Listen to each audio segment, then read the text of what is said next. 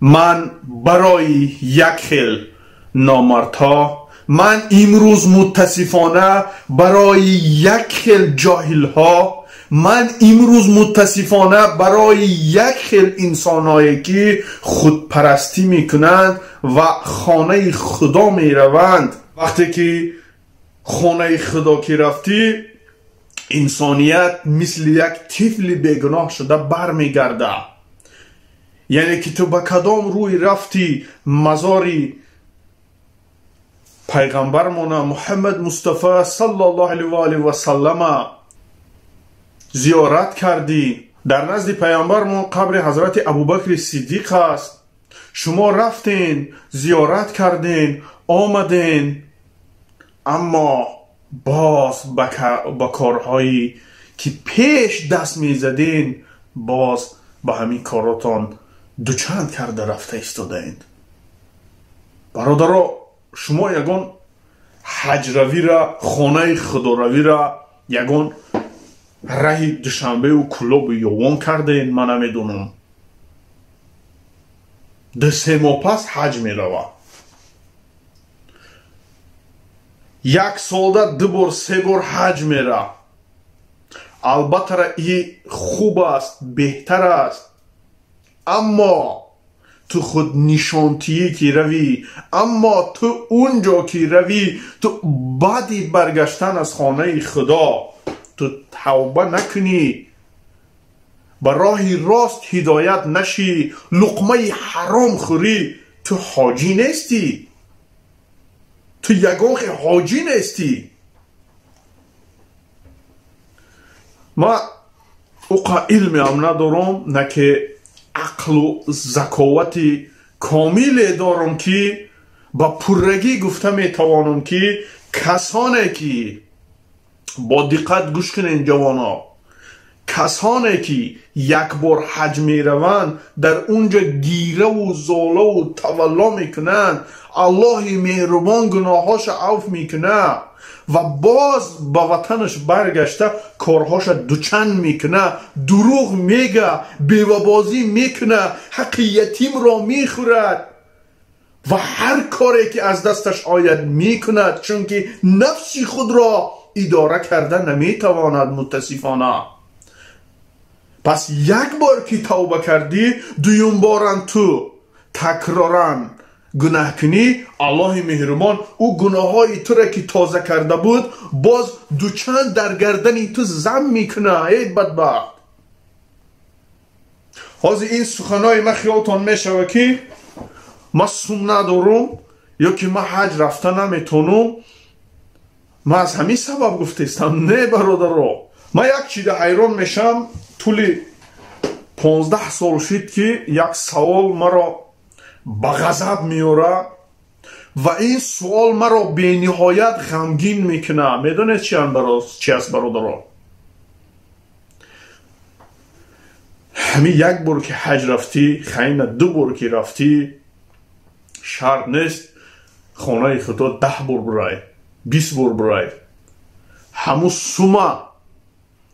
سوما یک کمبغلی را، یک معیوبه، یک آدمی که او در حیاتش او پول یافته نمیتونه، اون نفر تو رایی که چون که این پول و مال همش دادی خدای، امروز خداوند به تو داده است، رفتی آمدی چند بار، یا دیگر رایی که با ما یک حاجی بود، یکان جای پناهگاهیش هم نیسته.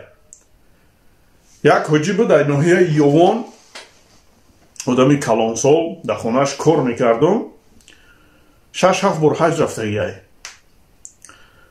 بابای حاجی گفتم خیلی 6-7 بار حج رفتی، چی میشد که 8م بار نریو؟ یک نفره که معیوب است، یک نفره که همون قدر مبلغه در شب خوابش یا که در مدفیلم و در کینو میبینه، اون نمیتونه رفته، نمیشد که همین مبلغ در هموتی همه روه. یک اشاره کرد و یک خنده که مثال پیسخند خندانه زد که گفت تو حاضر کودک هستی خورد هستی نمیفهمی. خب بابای حاجی این چی باشد؟ فهمانید میگه که هر که آلای جانی خودش 10 بار میرم میگه در کار شوم میگه 100 بار میرم میگه هر یک پول یافتم میگه رفتن میگیرم میگه نه که یگان کس روانه میکنم میگه. من یک برنامه بود تماشا کردم همین برنامه همین دوملورم در یک کتابی خونده بودم راستی حاضر عین حال یادم برآمده در اونجا گفتگی که کسانی که به یک کمبغل یک دو حیوان میته یعنی که حیوانی حلال گو اسب مرغ نکه مرغ‌های میده گو اسب گوسفند مالهای کلان علاجش باشد شتر یعنی که یک نرو یک مادینه پیشنهاد میکنی با یک کمبغل داشته میگیری همون زمان یک دری جنت برای تو گشوده میشده است. همون زمان ملائکه ها برای تو دعا صلوات میفرستند با نام پیغمبری تو صلوات میفرستند. این بهتر نیست؟ میگه سوم یافتم 10 بار میرم سوم یافتم 100 بار میرم میگه نه که یگان کس روی نمیکنه میگه.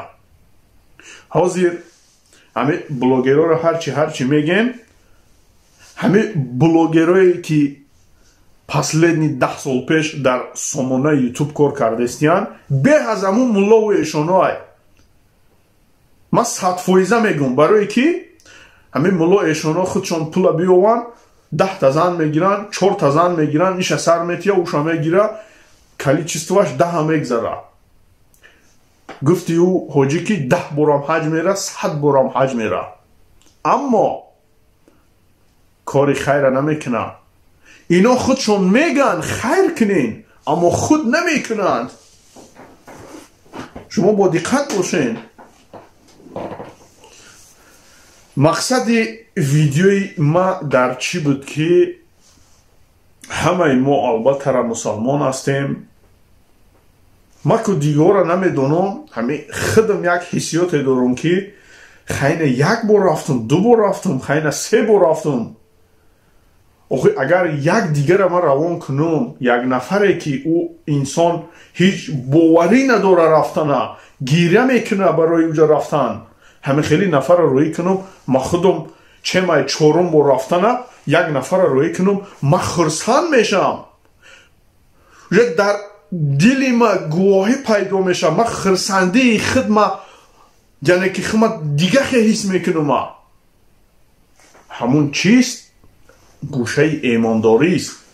هنگامی که شما میگین ما 100 بار میرم 10 بار میرم شما از ایمان دورتر هستین دلی شما بزرگه ا پیامبر مان این را این خیلی امتا را ناز نمیبینه. دوستان خداوند باز هم دو چندتان بگردونم مال دنیا تونه لیک مال دنیای ای دنیا را قیتون برده نمیشه.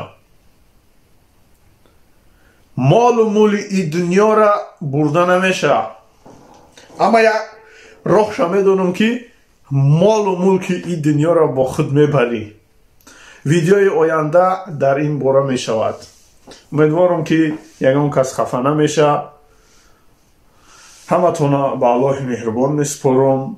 السلام علیکم و رحمت الله و برکاته.